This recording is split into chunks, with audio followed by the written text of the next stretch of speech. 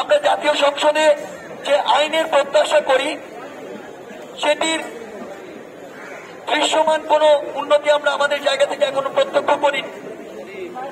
আমাদের আজকের কর্মসূচি ছিল যে আমরা সারা দেশে অনলাইন এবং অফলাইনে আমাদের যে প্রতিনিধিবৃন্দ রয়েছেন বিভিন্ন কলেজ, বিশ্ববিদ্যালয়, জেলার, তাদের সাথে আমরা সমন্বয় করব। আপনাদের অবগতির জন্য জানাতে চাই, আজকে আমরা অফলাইনে ঢাকার জগন্নাথ বিশ্ববিদ্যালয়, শেরেবাংলা কৃষি বিশ্ববিদ্যালয়, ঢাকার অন্যতম 7 কলেজ সহ আমরা সরাসরি আজকে কুমিল্লা বিশ্ববিদ্যালয়ে গিয়েছিলাম। কারণ আপনারা জেনে থাকবেন যে কুমিল্লা বিশ্ববিদ্যালয়ে যে অনাকাঙ্ক্ষিত ঘটনাগুলো হয়েছে সেগুলো বাংলাদেশের অন্যান্য শিক্ষা প্রতিষ্ঠানের ঘটনাগুলোকে ছাড়িয়ে গিয়েছে। সেখানে রাবার বুলেট নিক্ষেপ থেকে শুরু করে টিয়ার শেল নিক্ষেপ পর্যন্ত হয়েছে এবং 30-এর অধিক শিক্ষার্থী আহত হওয়ার খবর পাওয়া গিয়েছে। তাই তারা যেহেতু আমাদের সহযোদ্ধা, তাদের সেই সমস্যাগুলো সরাসরি শোনার জন্য এবং অবস্থা পর্যবেক্ষণ করার জন্য আমাদের একটি সমন্বয়ক টিম আমরা সরাসরি কুমিল্লা গিয়েছিলাম। সেখানে কুমিল্লা বিশ্ববিদ্যালয়ে যারা সমন্বয় করছেন সাধারণ শিক্ষার্থীবৃন্দ এবং কুমিল্লা জেলা পুলিশ, আমরা সরাসরি জেলা পুলিশ সুপারের কার্যালয়ে গিয়ে জেলা পুলিশের সকল ঊর্ধ্বতন যারা কর্মকর্তা রয়েছেন তাদের সাথে আমরা প্রায় 2 ঘন্টার অধিক সময় বৈঠক করি। আমরা আমাদের জায়গা থেকে স্পষ্ট করেছি যে আমরা এতদিন আমাদের জায়গা থেকে দেখেছি যে প্রশাসন আমাদেরকে সর্বোচ্চ সহযোগিতা করার চেষ্টা করেছে, আইন শৃঙ্খলা বাহিনী তাদের জায়গা থেকে চেষ্টা করেছে। সেই জায়গা থেকে আমাদেরও সর্বোচ্চ সচেষ্ট আমরা রয়েছি তাদেরকে সহযোগিতা করার বিষয়। কিন্তু যেহেতু আমরা একটি যৌক্তিক ও ন্যায়সঙ্গত আন্দোলনে রাজপথে রয়েছি, এখানে আমাদেরকে যদি কোনোভাবে উস্কে দেওয়া কিংবা ছাত্র সমাজের এই যে একটি যৌক্তিক চাওয়া নিয়ে যে একটি মত তৈরি হয়েছে পুরো দেশব্যাপী, সেটিকে বিভ্রান্ত করার বা অন্য কোনো খাতে নেওয়ার চেষ্টা করা হয়, তাহলে আসলে এটি কোনো ভালো ফল বয়ে আনবে না। আমরা সবশেষে কুমিল্লা বিশ্ববিদ্যালয়ে যারা সমন্বয় করছেন তাদের সাথে কুমিল্লা জেলা পুলিশ এবং প্রশাসনের যারা রয়েছেন সকলের একটি সুন্দর সমন্বয় যেন গড়ে ওঠে, সেজন্য আমরা কিছু গুরুত্বপূর্ণ কার্যক্রম হাতে নিয়েছি এবং আমরা আশা করি যে এই ধারাবাহিকতা রক্ষা হওয়ার মাধ্যমে শুধু কুমিল্লা নয় বরং পুরো বাংলাদেশে আমাদের যে ন্যায়সঙ্গত ও যৌক্তিক দাবি সেটিকে সামনে রেখে আমাদের এই আন্দোলন ততদিন চলমান থাকবে যতদিন কোটার যৌক্তিক সংস্কার হওয়ার মাধ্যমে জাতীয় সংসদে কোনো আইন না পাশ হচ্ছে। এ পর্যায়ে আমরা দেখেছি যে বাংলাদেশের বিভিন্ন স্থানে বিভিন্ন বিষয় নিয়ে হামলা মামলার বিভিন্ন ঘটনা উঠে এসেছে, যেগুলো অনেক বেশি অপ্রত্যাশিত আমাদের জায়গা থেকে। এ বিষয়ে এ পর্যায়ে বক্তব্য উপস্থাপন করবেন আমাদের পক্ষ থেকে বৈষম্য বিরোধী ছাত্র আন্দোলনের অন্যতম সমন্বয়ক আসিফ মাহমুদ।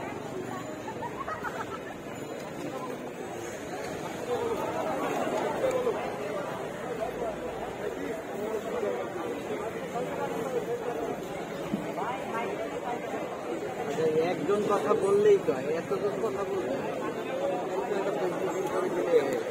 বিদ্যালয়ে পুলিশ লাঠিচার্জ করে শিক্ষার্থীদেরকে আহত করে। রাজশাহী বিশ্ববিদ্যালয়ের ক্ষমতাসীন ছাত্র সংগঠনের সভাপতি আন্দোলনকারীদেরকে মারধর করে এবং হল থেকে বিতরণ করে। টাঙ্গাইলে মাওলানা ভাসানী বিশ্ববিদ্যালয়ে পুলিশ বাধা ও হামলা করে। সিলেট সুনামগঞ্জে সাবিপ্রবিতে পুলিশ লাঠিচার্জ করে এবং আন্দোলনরত শিক্ষার্থীদেরকে আহত করে। আমরা জানতে পেরেছি, অত্যন্ত দুঃখের সাথে আমরা বলতে চাই, এই সাংবাদিকরা আপনারা আপনাদের পেশাগত দায়িত্ব পালন করেন। এই দেশে পুলিশের কাছে প্রশাসনের কাছে আপনাদেরও নিরাপত্তার কোনো মূল্য নেই। কুমিল্লা বিশ্ববিদ্যালয়ে 3 জন সাংবাদিককে পুলিশ লাঠিচার্জের সময় আহত করে এবং আমরা জানতে পেরেছি একজন কুমিল্লা বিশ্ববিদ্যালয় সাংবাদিক সমিতির একজন রিপোর্টারকে সেখানকার ক্ষমতাসীন ছাত্র সংগঠন 2 ঘন্টারও অধিক আটকে রেখে নির্যাতন করে। আমরা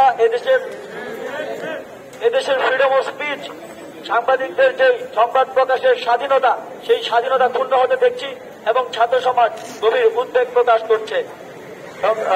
বন্ধুগণ, পুলিশ আমাদের সাংবিধানিক যে অধিকার আন্দোলন করার, আমাদের গণতান্ত্রিক দাবি রাখার যে অধিকার, সেটির সামনে একটি দেয়াল হয়ে দাঁড়াচ্ছে।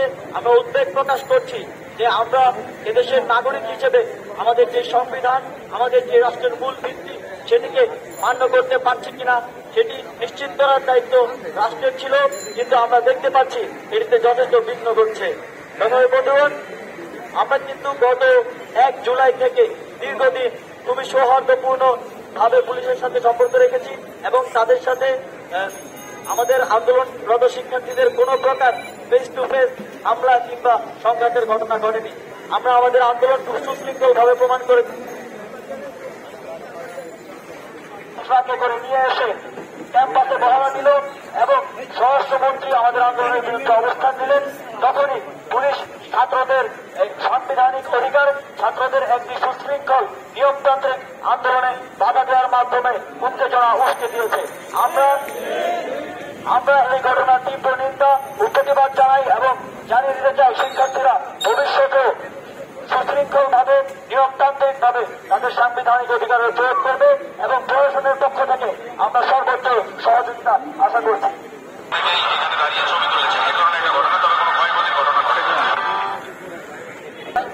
স্পষ্ট হয়েছে সরকার আসলে যে ছাত্র আন্দোলন স্বতঃস্ফূর্তভাবে গড়ে উঠেছে সারা বাংলাদেশে, সেটা দমনের প্রস্তুতি এবং পরিকল্পনা নিচ্ছে। আমরা বলতে চাই যে আমাদের আন্দোলনটি যৌক্তিক, ন্যায়সঙ্গত এবং শান্তিপূর্ণভাবে আমরা চালিয়ে যাচ্ছিলাম।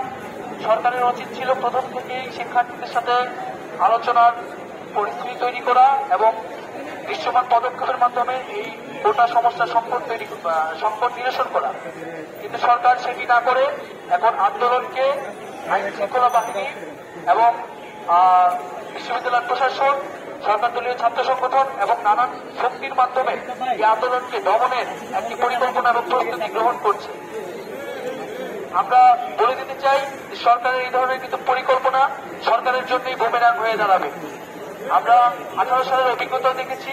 আমরা চাই না এই ধরনের কোনো ধরনের অনাকাঙ্ক্ষিত ঘটনা ঘটুক এবং যদি সরকার এই ধরনের কোনো উদ্যোগ গ্রহণ করে, অলরেডি সরকার শুরু করেছে, তার জন্য উদ্ভূত যে পরিস্থিতি হবে তার দায় কিন্তু সরকারকেই নিতে হবে। এবং আমরা যে আমাদের ছাত্র ধর্মঘট সেটি কিন্তু অব্যাহত থাকবে অনির্দিষ্টকালের জন্য। আমাদের দাবি পূরণ না হওয়া পর্যন্ত আমরা ক্লাস বা পরীক্ষায় বসছি না এবং শিক্ষকরা আন্দোলন শেষেও যদি ক্লাস পরীক্ষা শুরু করার চেষ্টা করেন, তারপরেও শিক্ষার্থীরা কিন্তু ক্লাসে ফিরে যাবেন না। ছাত্র ধর্মঘট অব্যাহত থাকবে। আরেকটি বিষয় হচ্ছে যে মামলা করা হয়েছে, আমরা পুলিশের বক্তব্য আপনারা শুনতে পেয়েছেন যে সেদিন কিন্তু পুলিশ বলেছে কোনো ধরনের ক্ষয়ক্ষতি হয়নি। আজকে কেন হঠাৎ করে এই অজ্ঞাতনামা মামলা করা হলো, সে বিষয়ে পুলিশের কাছে আমরা জবাবদিহি চাচ্ছি এবং এখানে অজ্ঞাতনামা দেওয়ার কোনো প্রয়োজন নেই। এখানে কারা নেতৃত্ব দিচ্ছে এটা খুবই স্পষ্ট। ঢাকা বিশ্ববিদ্যালয়, জগন্নাথ বিশ্ববিদ্যালয়, সাতকলা সহ সারা বিশ্ববিদ্যালয়ের প্রতিনিধির মাধ্যমে কিন্তু এই আন্দোলন পরিচালনা করছে এবং আমরা আপনাদের সামনে উপস্থিত আছি। যদি মামলা দিতে হয় আমাদের নামেই যাতে মামলা দেওয়া হয়, কথাটি আমরা বলে দিচ্ছি এবং ছাত্র সমাজকে এই ধরনের মামলা হামলা দিয়ে কোনো ধরনের ভয় দেখিয়ে লাভ হবে না। আমরা আগামী 24 ঘন্টার মধ্যে এই মামলা প্রত্যাহারের দাবি জানাচ্ছি এবং যারা বৃহস্পতিবারের রকেট কর্মসূচিতে বিভিন্ন জায়গায় হামলার সাথে জড়িত ছিলেন, পুলিশ বাহিনীর সহ সরকার দলীয় ছাত্র সংগঠন, তাদেরকে আগামী 24 ঘন্টার মধ্যে বিচারের আওতায় আনতে হবে।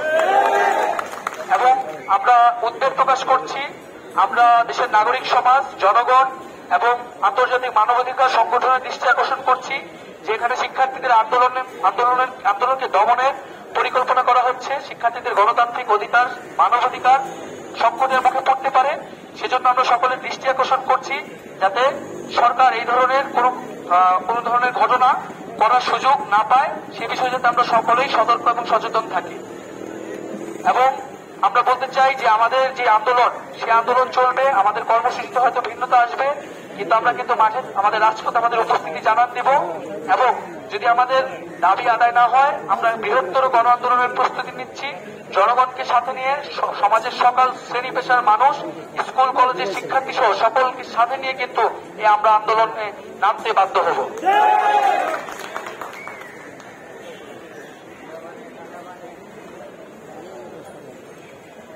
অসংখ্য ধন্যবাদ নাহিদ ইসলামকে। আমি একটি কথা বলতে চাই, শুধু ঢাকা বিশ্ববিদ্যালয় নয়, পুরো বাংলাদেশের যত কলেজ ও বিশ্ববিদ্যালয় রয়েছে সে সকল বিশ্ববিদ্যালয়ের সম্মানিত শিক্ষক বৃন্দকে উদ্দেশ্য করে, দেখুন আপনারা যখন আপনাদের পেনশন স্কিমকে সামনে রেখে ক্লাস বর্জন কর্মসূচি ঘোষণা দিয়েছেন, ছাত্ররা কিন্তু জোর করে ক্লাসে গিয়ে বসে থাকেনি।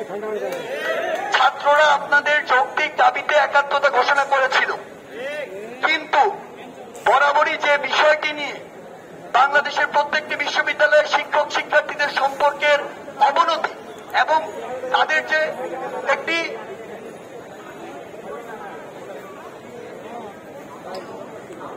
আমাদের কিছু শিক্ষক ক্লাসে গিয়ে বসে আছেন, পরীক্ষার জন্য চাপ দিচ্ছে। আমরা বিশ্বাস করি বাংলাদেশের শিক্ষক শিক্ষার্থীদের যে সম্পর্ক উচ্চশিক্ষার ক্ষেত্রগুলো থাকা উচিত, সেটি এখনো কতটুকু নেই যতটুকু থাকা প্রয়োজন। কিন্তু আমরা এটি চাই যে অন্তত এই যৌক্তিক আন্দোলনের সমর্থন দিয়ে আপনারা প্রমাণ করুন যে না, আমরা আগের আমাদের যে পূর্বের অবস্থান সেটি থেকে নিজেকে ধীরে ধীরে শুধরে নিচ্ছি এবং আমরা সামনে শিক্ষক শিক্ষার্থী সকলে যৌক্তিক দাবিতে ঐক্যবদ্ধ থাকব। পাশাপাশি আরেকটি কথা বলতে চাই, আমরা এই আন্দোলন প্রতিনিয়ত আমাদের দীর্ঘায়িত করতে হচ্ছে, তীব্র থেকে তীব্রতর করতে হচ্ছে, কিন্তু এর দায় পুরোপুরি নির্ভর করে সরকারের উপরে। কারণ সরকার যদি এই যৌক্তিক দাবি মেনে নিয়ে কোটার যৌক্তিক সংস্কার করে সংসদে আইন পাস করে জরুরি অধিবেশন ডেকে, তাহলে কিন্তু আমাদের রাজপথে যেতে হয় না। তাই আমাদের রাজপথে থাকার দায় কোনোদিন আমাদের নয়।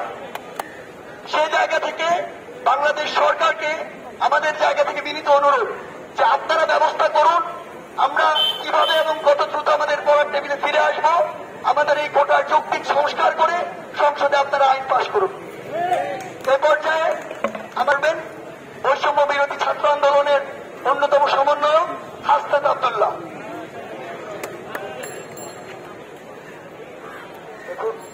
দেখুন, আমরা বারবার স্পষ্ট করি, সেটি হচ্ছে সলিউশনের অল্টারনেটিভ কখনো সাপ্রেশন নয়, কখনো পলিটিক্যাল এন্টারটেইনমেন্টের বিকল্প, কখনো পলিটিক্যাল কোয়ারশন নয়। কিন্তু আমরা বারবার দেখেছি সরকার আমাদের এই ইস্যুটিতে সলিউশনের বিকল্প হিসেবে সাপ্রেশনকে বেছে নিচ্ছেন। আমরা এই বিষয়টি আমাদের ছাত্রদেরকে আহত করছে। তারা আমাদের রাজনৈতিক চশমা দিয়ে আমাদেরকে অ্যাসেসমেন্ট দিচ্ছে। তারা আমাদের পলিটিক্যাল ফ্রেমওয়ার্কের ছকে ফেলে আমাদের রাজনৈতিক ক্যারেক্টার অ্যাসাসিনেশন করছে, যেটা আমরা আমাদের সাধারণ ছাত্রদেরকে আমাদের আহত করে। আমাদের এতদিন পর্যন্ত বাংলা ব্লকের কার্যক্রম ছিল এবং এই বাংলা ব্লকের কার্যক্রম অনেকেই সেটিকে জনদুর্ভোগ হিসেবে দেখানোর চেষ্টা করেছে। কিন্তু আমরা ব্যক্ত করতে চাই, প্রসব বেদনা যদি সহ্য করতে না পারে সেক্ষেত্রে পৃথিবী সন্তান নিবর্তিত একটি পৃথিবী হতো। আমরা পৃথিবীতে সুস্থ সন্তান জন্মদানের জন্য সাময়িক প্রসব বেদনা সহ্য করতে হয়। আমাদের যে ক্লাস ধর্মঘট যেটি চলছে সেটির পাশাপাশি আগামীকাল আমাদের কর্মসূচি থাকবে গণপ্রজাতন্ত্রী বাংলাদেশ সরকারের জাতীয় সংসদে জরুরি অধিবেশন ডেকে সরকারি সকল চাকরিতে, সকল গ্রেডের সকল চাকরিতে কোটার যৌক্তিক সংস্কারের লক্ষ্যে মহামান্য রাষ্ট্রপতি বরাবর স্মারকলিপি প্রদান এবং গণপদযাত্রা। এই কার্যক্রমটিতে অংশগ্রহণ করবে ঢাকা সহ, ঢাকা বিশ্ববিদ্যালয় সহ জগন্নাথ বিশ্ববিদ্যালয়, 7 কলেজ, ঢাকা কলেজ, শেরেবাংলা কৃষি বিশ্ববিদ্যালয় সহ ঢাকার আশেপাশে ঢাকাস্থ যে বিশ্ববিদ্যালয়গুলো রয়েছে, আমরা ঢাকার যে শিক্ষা প্রতিষ্ঠানগুলো রয়েছে, তারা আগামীকাল আমরা গণপদযাত্রায় অংশগ্রহণ করব এবং সেটি হচ্ছে আমরা 3:30 সকাল 11টায় গণপদযাত্রা এবং রাষ্ট্রপতি বরাবর স্মারকলিপি প্রদান সকাল 11টায়। অন্যদিকে আমাদের এই গণপদযাত্রা এবং স্মারকলিপি রাষ্ট্রপতি বরাবর সেটি শুরু হবে ঢাকা বিশ্ববিদ্যালয়ের সেন্ট্রাল লাইব্রেরির সামনে থেকে, অর্থাৎ এই জায়গাটি থেকে। দ্বিতীয়ত, আমাদের এই কর্মসূচির পাশাপাশি সারা বাংলাদেশের অন্যান্য যত শিক্ষা প্রতিষ্ঠান রয়েছে, সকল শিক্ষা প্রতিষ্ঠান নিজ নিজ জেলা প্রশাসকের কার্যালয় বরাবর গণপদযাত্রা করে জেলা প্রশাসকের মাধ্যমে মহামান্য রাষ্ট্রপতি বরাবর স্মারকলিপি প্রদান করবেন।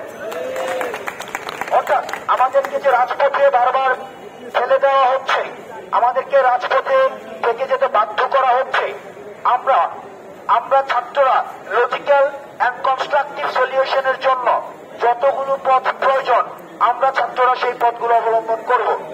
আমরা আপনাদের গণমাধ্যম কর্মীরা যারা রয়েছেন তাদের মাধ্যমে যারা আমাদেরকে ব্লেম দিতে চায়, যারা আমাদেরকে ট্যাগ দিতে চায়, তাদেরকে আমি স্পষ্ট বার্তা দিচ্ছি, আপনারা গেমিং এবং গেমিং এর মাধ্যমে আপনারা আপনাদের পথ টিকিয়ে রাখার জন্য, আপনারা আপনাদের স্বার্থ উদ্ধার করার জন্য, আপনারা আপনাদের যেই ঠাকুর শুনতে চায় বা হুজুর শুনতে চায়, হুজুরকে খুশি করার জন্য জনতুষ্টির কথা এড়িয়ে সাধারণ ছাত্রদের পাস বুঝুন, সাধারণ ছাত্রদের কাতারে আসুন, সাধারণ শিক্ষার্থীদের মতের প্রতিফলন ঘটিয়ে আমাদের দাবির সাথে একাত্মতা করে আমরা চাই আপনারা কোয়ারশনের পরিবর্তে এন্টারটেইনমেন্টের পথ বেছে নেবেন, সাপ্রেশনের পরিবর্তে সলিউশনের পথ বেছে নেবেন। যারা গণমাধ্যম কর্মীরা এসেছেন আজকে আমাদের সংবাদ কনফারেন্সে, আপনাদের যদি কোনো প্রশ্ন থাকে সেক্ষেত্রে আমাদেরকে করতে পারেন।